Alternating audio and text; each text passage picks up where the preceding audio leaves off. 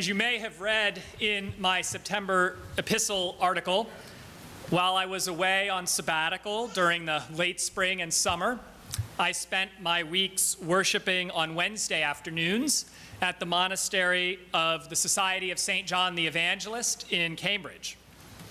Their chapel is very ornate. I know some of you have been there. It has marble floors, stained glass windows. It has icons and statues and other objects of religious art. On the second or third week that I was worshiping there, I was surprised to walk in and see their side chapel was roped off.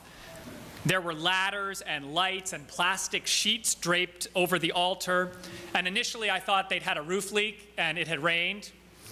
But then I saw a little sign that said, "Restoration in progress."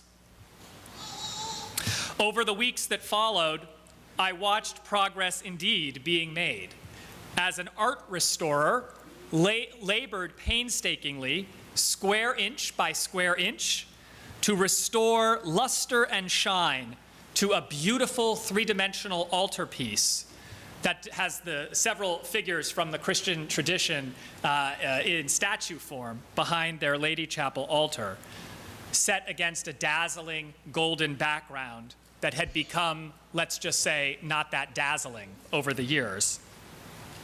Because the Eucharist was at lunchtime, I never actually saw the restorer working, just the sign indicating that he or she was laboring.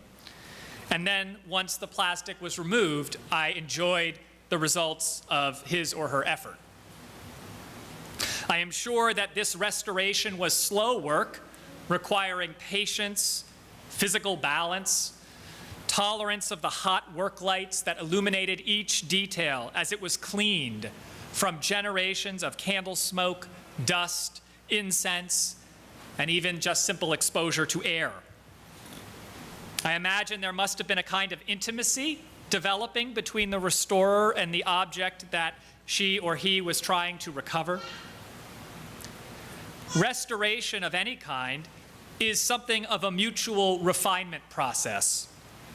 The restorer invites the hidden beauty back out of the artwork.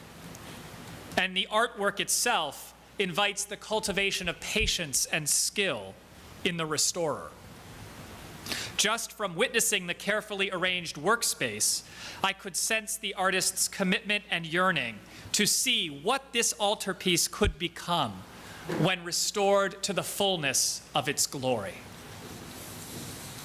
As I gazed at this restoration in progress on one particular Wednesday, it occurred to me that maybe this is kind of like how God thinks about each one of us, as works of art, each one unique, no two of us alike, with our own palette of colors, our own stories to tell, our own vibrant beauty to share with the world. And yet, at various points in our lives, that inherent beauty within us becomes muted, perhaps even hidden. If our goal, as those created to embody God's love, is to let that love rub off on the world around us, it is also true that sometimes the ugliness of the world rubs off on some parts of us. And sometimes that sticks to us, sometimes for a long time. The world's ugliness can encrust our hearts, extinguish our generosity of spirit, and even cause us to turn against one another. This can happen in a dramatic way, when a particular challenge that life throws at us overwhelms us, we don't see it coming, and it leaves us surprised and scared and bruised and scarred, even bitter and hardened, perhaps.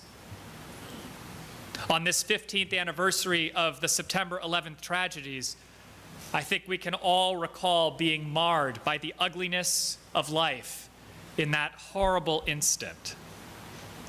And for some of us, in ways quite brutal indeed. More often, though, I think the ugliness of the world rubs off on us gradually, like incense smoke collecting on a painting through decades of worship. Not enough to notice on any particular day or even week, but one day we look at the image on the wall and it's just not the same anymore. It's lost its luster. Or we look in the mirror and find that image in the same way. We see our beautiful soul in there somewhere. But now there are layers of life's sharp elbows and bad luck, life's unwarranted aggressions and unfair slams that obscure it in some way that is now quite glaring. Our hearts, perhaps, have been closed off to the world, to ourselves, even to God. The ugliness of the world has gone to work on us. And now the light of Christ that exists in every one of our souls to brighten the world can barely penetrate the windows of our bodies. Very few can see it to look at us. Perhaps we cannot even see it either. What does God think of us in such moments? What good news does our friendship with Jesus offer us when we find ourselves looking in that mirror and not quite loving the face that's looking back? The readings today offer us a kind of evolving answer to that question. All three are passages about those whose lives no longer brightly reveal the love of God, and about what is God going to do in response, and why. First, there are the Hebrews in the wilderness. They've known plenty of ugliness in their days: slavery, exploitation, displacement from their homes. They are refugees wandering aimlessly in the wilderness. They hunger, they thirst. And now their leader, Moses, has left them to go off for some alone time with God that has taken far too long, and they find themselves fearing abandonment.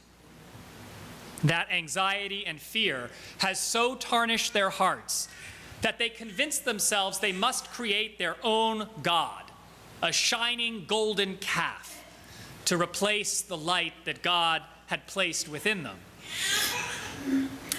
What does God do? God is prepared to smite in good Old Testament fashion, but Moses reminds God of the beauty within every person. Moses reminds that God himself put that beauty there to shine as light in the whole world, like stars in heaven. And God relents and gives us the 10 Commandments as a tool to restore the beauty of the people. It will be slow work living these 10 Commandments, painstaking work to live them and restore the community of God, but God is very patient with them. Next, there is Paul.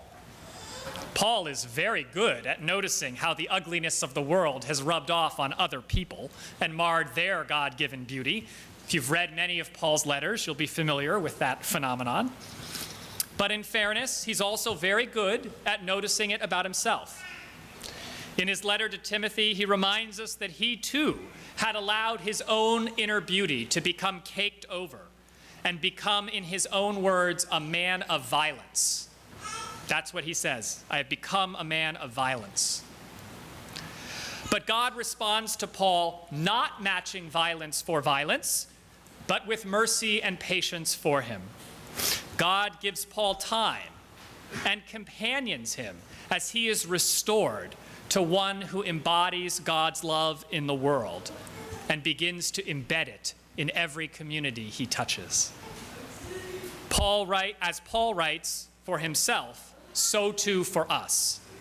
Paul sees his own restoration as a sign that Jesus Christ might display the utmost patience with us, might give us care and attention and love, and most of all, time. That real restoration to our innate beauty might indeed occur. And finally, in the gospel, Jesus offers 2 parables that similarly highlight God's willingness to be a patient, painstaking restorer of our souls. to search diligently for lost sheep, and to walk arduously back, carrying the one lost one the whole way. But the gospel adds a final important dimension to the work of restoration. When it is completed, when the filth and grime that has been caked upon our hearts is cleared away, and the light of Christ can shine brightly through us again, it is cause not just for our own celebration, not just for our own boasting, because Lord knows the work was shared between us and God. Rather, the completion of our restoration brings us back into community with each other.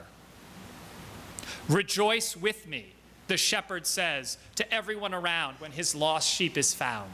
Rejoice with me, the woman says to her friends when she finds her lost coin. Rejoice with me, God says to the saints and angels in heaven, each time the hard work of restoring a soul's abundant beauty is complete. Restoration is cause for everyone to rejoice. And so restoration is our common task as the church. People occasionally ask me what part of parish ministry I like the most. And put simply, it's this: to celebrate each time God's patient and loving care, combined with the hard work that each one of us does, restores more and more of the original blessing of God in one of you, or indeed in one of us, in many of us as a church. In those moments when you as individuals or we as a community shake off whatever ugliness the world seems to have supplied in abundance, when we refuse to let it crust over our hearts, sour our hope, or turn against the world, I find there my greatest cause to celebrate. And so should we all.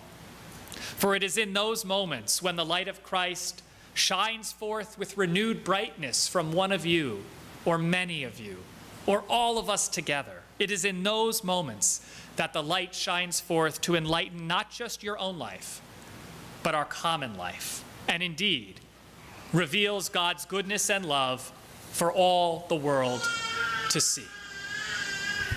Amen.